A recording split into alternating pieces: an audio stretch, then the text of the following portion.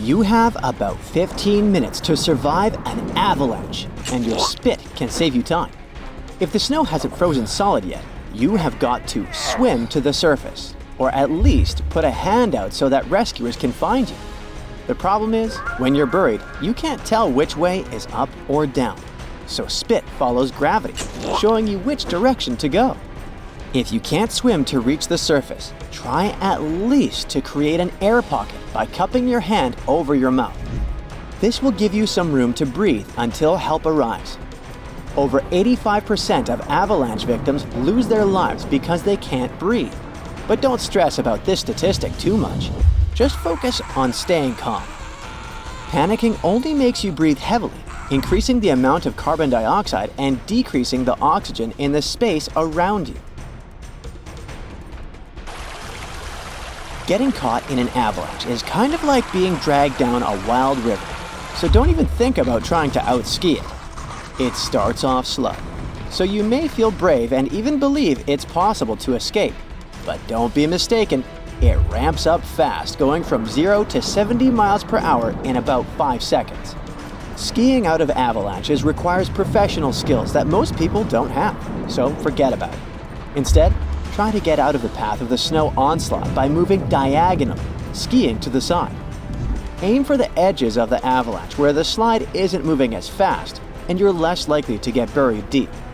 As the whole situation slows down, look for something solid like a tree, a bush, or a rock to grab onto and hope you can anchor yourself.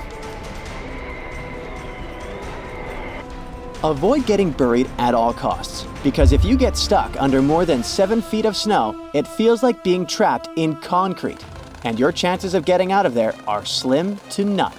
So, kick off those skis and get rid of those ski poles.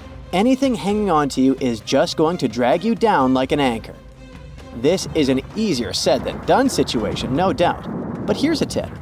Don't over-tighten the bindings, and if you're skiing off-piste, never use the wrist straps on your ski poles. This way, it will be much quicker to ditch them in an emergency situation. You shouldn't ditch all your materials though. Some of them are specifically designed to save you in situations like this, such as an avalanche airbag.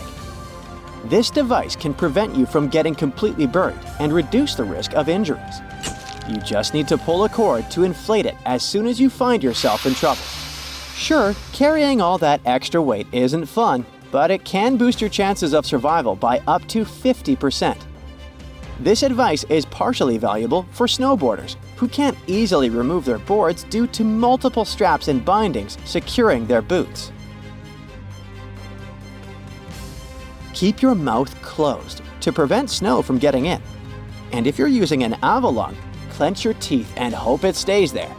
This is a snorkel-like device that you put in your mouth and has a bivalve intake that pulls air from the snowpack. It allows you to breathe in oxygen while exhaling carbon dioxide through an exhaust port, keeping it away from you. By reducing the risk of carbon dioxide buildup in front of you, the tube enhances your chances of survival. Another essential piece of equipment to have with you is an avalanche transceiver. It's an emergency locator beacon that emits a signal detectable by other transceivers, aiding in pinpointing a person's location for the search and rescue team. Being swallowed by the snow isn't the only danger. Trauma is also a risk. In a more typical avalanche scenario, you should reach across your body, grab the opposite backpack strap, and tuck your face into your elbow. This helps protect your head and arms. If you find yourself on your back, try to swim backward up the hill with your feet pointing downhill. Then, concentrate on digging your heels into the snow to slow your descent. If you end up getting rolled by the snow, just hold your breath and curl up into the fetal position. Hold your arms in front of your face to make some space for an air pocket. Then, use your body to move from side to side to make yourself more room. In case of being near the surface, that's good news. Try pushing one arm or leg upward to break through the snow and make yourself visible to rescuers. I know we're talking about the best moves to make during an avalanche, but before thinking about your position, just scream at the top of your lungs. Many people think noise can trigger an avalanche, but that's not exactly true. Yelling can actually save your life by improving the chance of someone spotting you and knowing which way you're being carried. Phew! After hearing all these tips, you've survived. But don't celebrate just yet and head straight to the hospital. Doctors still need to check for the risk of secondary drowning. You see, the body can react to inhaling cold snow by producing fluid in the lungs. All these tips are here to assist you if you ever find yourself face to face with an avalanche. But honestly, the best thing is to avoid it in the first place. Before you gear up for your next snow adventure, make sure you check the weather forecast for the area where you're going to ski. You also need to familiarize yourself with the 5-point danger scale mentioned in the avalanche forecast. Level 1 means there's a low-risk situation, while Level 5 indicates extreme danger. Level 3 suggests a considerable risk, where natural avalanches are possible and human-triggered ones are likely. Now, ask yourself, if you knew something bad was likely to happen to you in a dark alley, would you still go? Probably not, right? Apply the same caution to minimize your risk in the mountains. That brings us to the next point. Stick to the safer slopes. Avalanches are less likely to occur on slopes with an angle of less than 30 degrees.